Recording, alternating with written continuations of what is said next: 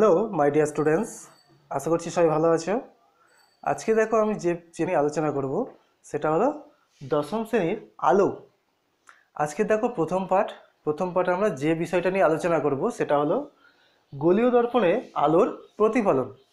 গোলীয় দর্পণে আলোর প্রতিফলন বুঝতে গিয়ে আমরা প্রথম যে জিনিসটা জানবো সে গোলীয় দর্পণটা কি।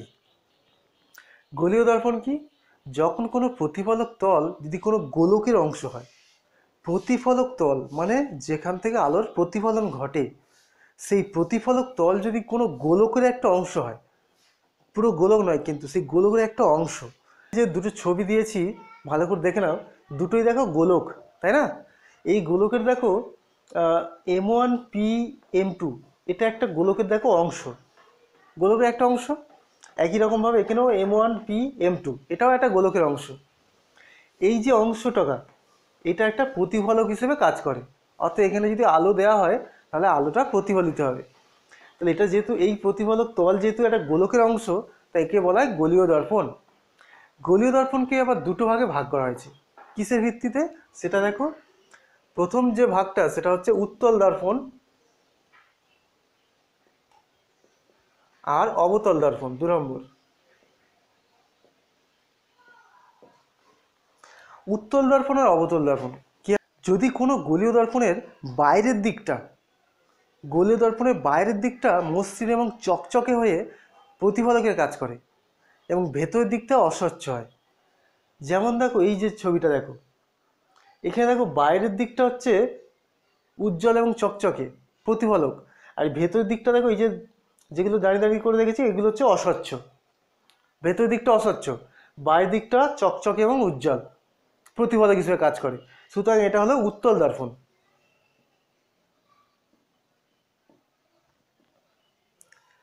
আর এই যে প্রতিফলক তল দেখো, এখানে ভেতরের দিকটা অর্থাৎ এই গোলীয় দর্পণের ভেতরের ভেতরের দিকটা প্রতিফলক হিসেবে কাজ করবে। ভেতরের দিকটা উজ্জ্বল এবং চকচকে এবং এটা প্রতিফলক হিসেবে কাজ করে। বাইরের দিকটা হচ্ছে অস্বচ্ছ, এই যে বাইরের দিকটা এটা অস্বচ্ছ, তাই একে বলা হয় অবতল দর্পণ।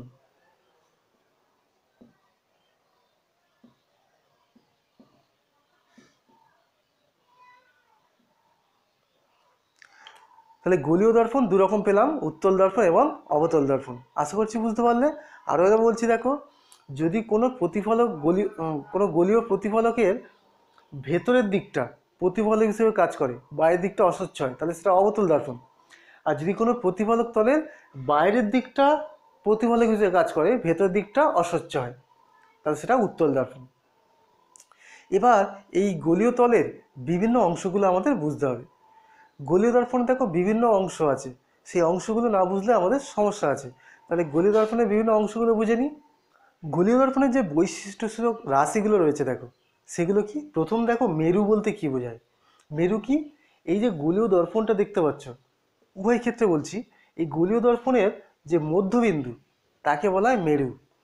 এই যে গোলীয় দর্পণটার দেখো মধ্যবিন্দু যেটা তাকে বলা হয় মেরু। এখানে মধ্যবিন্দু কোনটা? পি। তাহলে পি হলো দর্পণের মেরু। 2 নম্বর দেখো বক্রতা কেন্দ্র। কোনো গোলীয় দর্পণ, এই যে গোলীয় দর্পণটা যে গোলকের অংশ, এই গোলকের কেন্দ্রকে বলা হয় এই গোলীয় দর্পণের বক্রতা কেন্দ্র। এখানেও সেই একই ব্যাপার। সুতরাং এখানে কেন্দ্র মানে কোনটা? এই ও। এই গোলীয় দর্পণের দেখো কেন্দ্র হলো ও, কারণ কি? এই গোলীয় দর্পণটা যে গোলকের অংশ তার কেন্দ্র হচ্ছে ও, সুতরাং ও হলো বক্রতা কেন্দ্র। প্রধান অক্ষ কি? গোলীয় দর্পণের মধ্যবিন্দু অর্থাৎ পি, যেটাকে বলে মেরু, এই মেরু এবং বক্রতা কেন্দ্র এই সংযোগকারী যে সরলরেখা, মেরু এবং বক্রতা কেন্দ্র সংযোগকারী যে সরলরেখা তাকে বলা হয় গোলীয় দর্পণের প্রধান অক্ষ। অর্থাৎ এখানে এক্স প্রাইম এটা হলো প্রধান অক্ষ। বক্রতা ব্যাসার্ধ কি?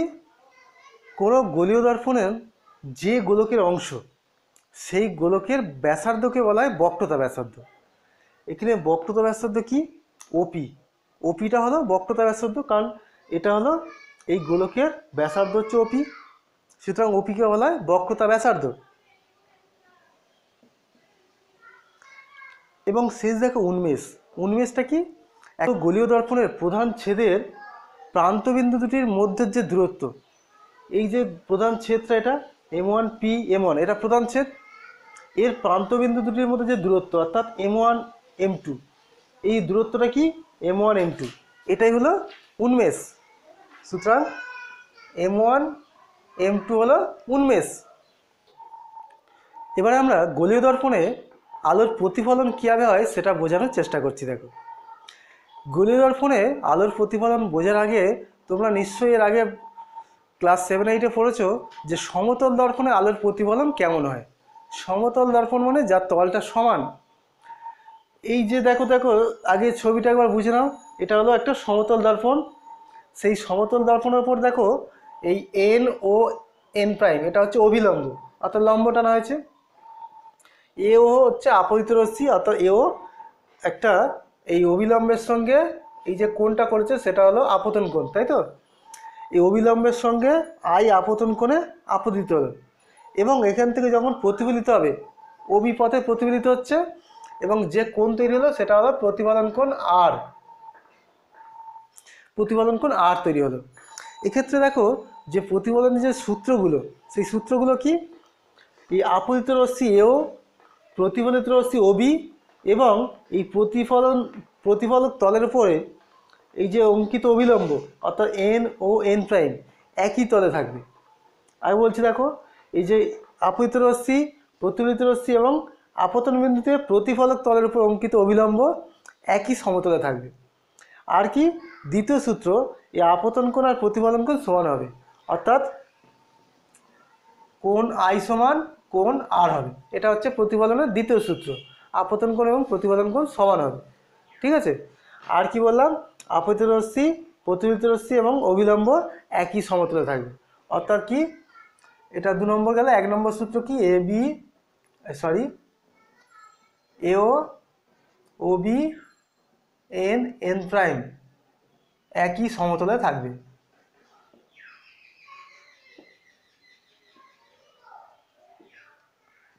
তাহলে এই জিনিসটা তোমরা আগে থেকে জানতে। গোলীয় দর্পণে কিন্তু একই সূত্র প্রযোজ্য। এই গোলীয় দর্পণে আলো রশ্মি পড়বে তখন কিন্তু আমাদের খেয়াল করতে হবে, প্রথমে কি করতে হবে, এই গোলীয় দর্পণের যে বক্রতা কেন্দ্র সি, এই সি থেকে এই গোলীয় দর্পণে প্রথমে একটা লাইন টেনে নিতে হবে যেটাকে বলা হয় অভিলম্ব। কারণ কি? এই দেখো গোলীয় দর্পণের ক্ষেত্রে আমি জানি এটা একটা গোলক, এই গোলকের কেন্দ্র থেকে যদি আমি যে কোনো গোলকে লাইন টানি সেটা হচ্ছে অভিলম্ব হয়।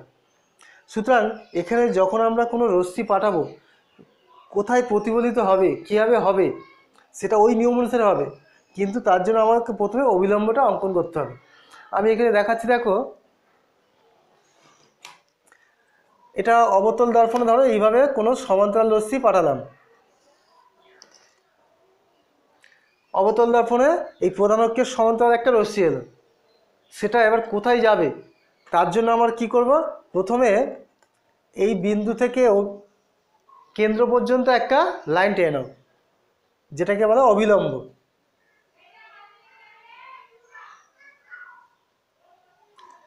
ঠিক আছে, আমরা অভিলম্ব টেনে নিলাম। এবার দেখো এই আপতন কোণ এটা হচ্ছে আপতিত রশ্মি, আপতিত রশ্মি এবি আর এই অভিলম্ব বিসি, এদের মধ্যে যে কোণ সেটা আপতন কোণ। এই একই কোণ কিন্তু এখানেও সমান হবে অর্থাৎ যখন রশ্মিটা প্রতিফলিত হবে কিন্তু এই কোণটা সমান হবে অর্থাৎ এখান থেকে প্রতিফলিত হবে ঠিক এইভাবে, এইভাবে প্রতিফলিত হবে যাতে কি হবে, এই আপতন কোণ আই আর প্রতিফলন কোণ আর সমান হয়। বুঝতে পারলে তো? এই আপতন কোণ আই আর প্রতিফলন কোণ আর সমান হবে। এইভাবে তোমার ছবিটা তৈরি করতে হবে। উত্তল দর্পণে দেখায়, দেখো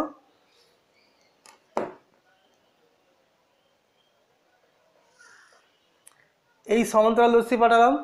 এখন দেখো প্রথমে আমি অবিলম্বটা টেনে নিই,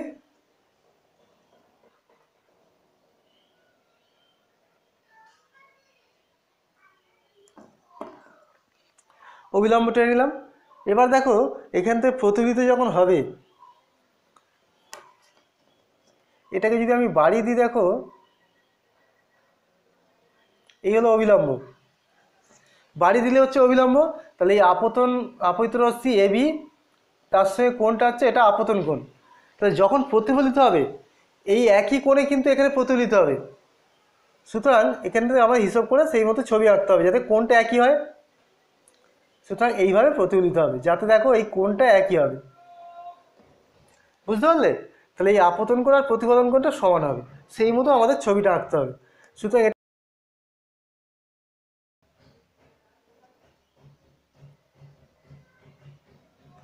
মনে হবে এই বিন্দু থেকে আসছে, ঠিক আছে?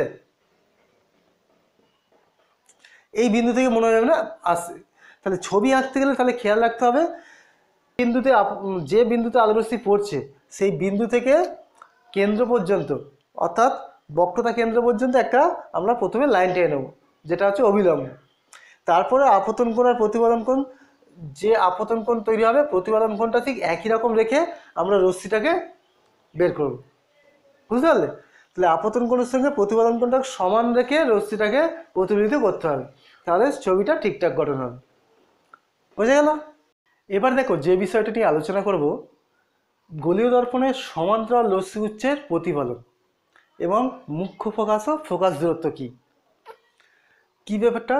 আমরা যদি গোলীয় দর্পণে সমান্তরাল রশ্মিগুচ্ছ পাঠাই তাহলে কি ঘটবে সেটা দেখব। দেখো এটা কি ধরনের দর্পণ বলো তো? এটা দেখো ভিতরের দিকটা প্রতিফলক, সুতরাং এটা অবতল। এক্ষেত্রে দেখো বাইরের দিকটা প্রতিফলক, তাই এটা হচ্ছে উত্তল। এবার দেখো আমি প্রথমে অবতল দর্পণ দেখাই। এই অবতল দর্পণে এইটা যে প্রধান অক্ষ, এই প্রধান অক্ষের সমান্তরাল রশ্মি পাঠাচ্ছি।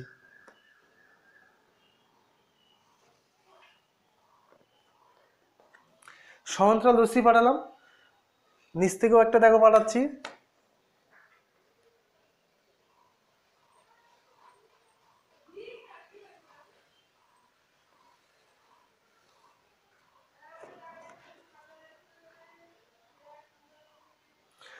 দেখো সমান্তরাল রশ্মি দুটো পাঠালাম। এবার এখানে দেখো কোথা থেকে যাবে, এটা প্রধান অক্ষের ওপর একটা বিন্দু থেকে চলে যাবে। এটা যখন প্রতিফলিত হবে তখন প্রধান অক্ষের ওপর দেখো একটা বিন্দু থেকে এটা প্রতিফলিত হবে এইভাবে।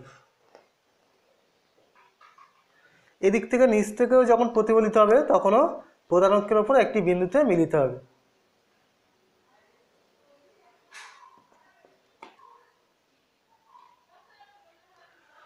তাহলে অবতল দর্পণের ওপর যদি সমান্তরাল রশ্মি পাঠাই, দেখতেই পাচ্ছ যে সমান্তরাল রশ্মি দুটো পাঠালাম, তাহলে এরা প্রধান অক্ষের ওপর একটা বিন্দুতে মিলিত হলো। এই বিন্দুকে বলা হচ্ছে মুখ্য ফোকাস। অক্ষের সমান্তরাল রশ্মিগুচ্ছ পাঠালে তারা এই প্রধান অক্ষের ওপর একটি বিশেষ বিন্দুতে মিলিত হয়, যাকে বলা হয় মুখ্য ফোকাস। এবার দেখো আমরা উত্তল দর্পণ দেখব। উত্তল দর্পণেও সমান্তরাল রশ্মিগুচ্ছ পাঠাচ্ছি। দেখো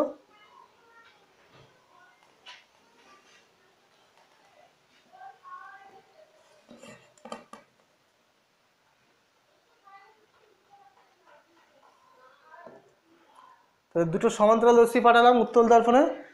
উত্তল দর্পণে এটা কিন্তু এইভাবে যাবে না। উত্তল দর্পণে কি হয়, এইভাবে প্রতিফলিত হবে।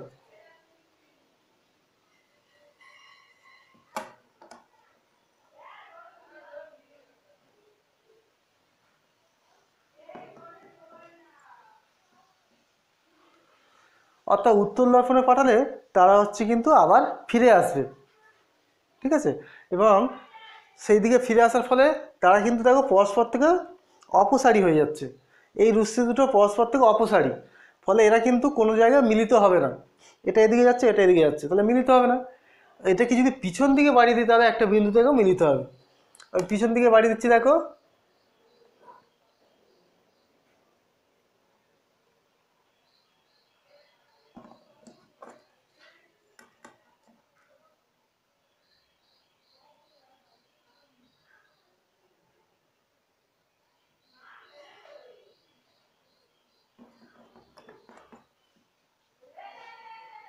তাহলে পিছন দিকে বাড়ি দিলে তারা একটা বিন্দুতে মিলিত হলো। এটাই হলো উত্তল দর্পণের মুখ্য ফোকাস। এটা হলো উত্তল দর্পণের মুখ্য ফোকাস। তাহলে দেখো এখান থেকে একটা জিনিস বুঝে নাও যে উত্তল দর্পণের মুখ্য ফোকাস কিন্তু এটা অসৎ বিন্দু। উত্তল দর্পণের মুখ্য ফোকাস এটা অসৎ বিন্দু, কিন্তু অবতল দর্পণের মুখ্য ফোকাসটা হলো সৎ বিন্দু, কারণ এটা একটা জায়গায় মিলিত হয়েছে। আর উত্তল দর্পণের ক্ষেত্রে কিন্তু একটা জায়গায় মিলিত হচ্ছে না, এটা পিছন দিকে বাড়ালে একটা জায়গায় মিলিত হচ্ছে, তাই এটা হচ্ছে অসৎ।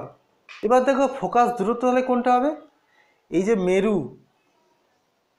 মেরু আর মুখ্য ফোকাসের মধ্যে যে দূরত্ব, অর্থাৎ এই যে পিএফ, এই যে পিএফ দূরত্ব, এটাকে বলা হচ্ছে ফোকাস দূরত্ব। এখানেও একই রকমভাবে পি আর এফ এর মধ্যে দূরত্ব, এটা হলো ফোকাস দূরত্ব। অর্থাৎ মেরু এবং মুখ্য ফোকাসের মধ্যবর্তী যে দূরত্ব তাকে বলা হয় ফোকাস দূরত্ব। আশা করছি এটা বুঝতে পারলে। এখানে খেয়াল রেখো, গোলীয় দর্পণের ফোকাস দূরত্ব কিন্তু আপতিত যে আলো তার বর্ণের উপর নির্ভর করে না, অর্থাৎ কী বর্ণের আলো পাঠাবো তার উপর কিন্তু নির্ভর করে না। এবং এটাকে যদি জলেও নিমজ্জিত করো তাহলে কিন্তু ফোকাস দৈর্ঘ্যের কোনো পরিবর্তন হবে না। এটা একটু খেয়াল রেখো যে আপতিত আলোর বর্ণের উপর এবং জলে নিমজ্জিত করো তার উপর কিন্তু ফোকাস দৈর্ঘ্যের কোনো চেঞ্জ হবে না, ফোকাস দৈর্ঘ্য একই থাকবে। ঠিক আছে।